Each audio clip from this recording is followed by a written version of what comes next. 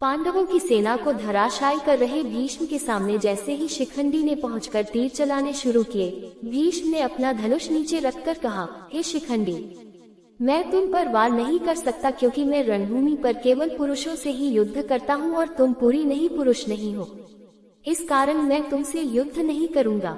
भीष्म की बात सुनकर शिखंडी ने उत्तर दिया, हे भीष्म, रणभूमि पर युद्ध करने वाला प्रत्येक मनुष्य योद्धा होता है।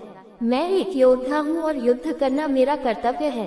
आपका वध करने के लिए ही मैंने जन्म लिया है।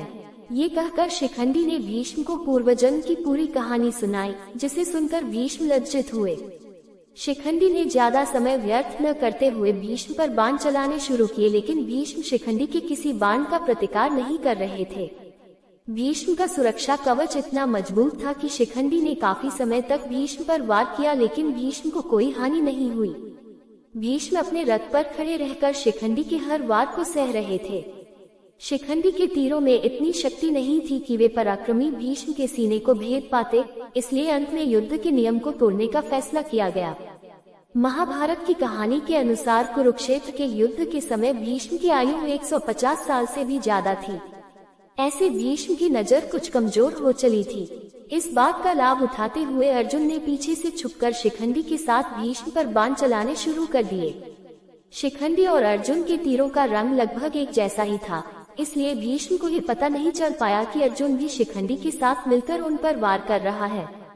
कुरुक्षेत्र की रणभूमि पर युद्ध लड़ने के लिए यह नियम बनाया गया था कि किसी भी योद्धा पर एक साथ दो योद्धा वार नहीं करेंगे, लेकिन युद्ध में कई बार इस नियम को तोड़ा गया। इसके अलावा कोई योद्धा दूसरे योद्धा पर छुपकर वार नहीं कर सकता था। युद्ध में इस दूसरे नियम की भी धज्जियां उड़ाई गई। शिखंडी की आड़ में अर्जुन ने भीष्म पर कई दिव्य तीर चलाए। लगातार 2 दिनों तक भीष्म पर इतने तीर चलाए गए कि उनका सीना छलनी हो गया, लेकिन अपने पिता शांतनु से इच्छा मृत्यु का वरदान प्राप्त कर चुके भीष्म की मृत्यु नहीं हुई। अंत में भीष्म सीने में लगे तीरों की परवाह न करते हुए तलवार लेकर रथ से नीचे उतरने लगे। रथ से नीचे उतरते हुए भीष्म का संतुलन बिगड़ गया और भीष्म का आधा शरीर धरती पर और आधा हवा में ही तैरने लगा, क्योंकि उनके पूरे शरीर पर तीर लगे हुए थे। भीष्म पितामह की यह पीड़ा देखकर अर्जुन रोने लगे और उन्होंने भीष्म के लिए बाणों की शैया बना दी, जिससे कि भीष्म सरलता से संतुलित होकर उस पर लेट सके।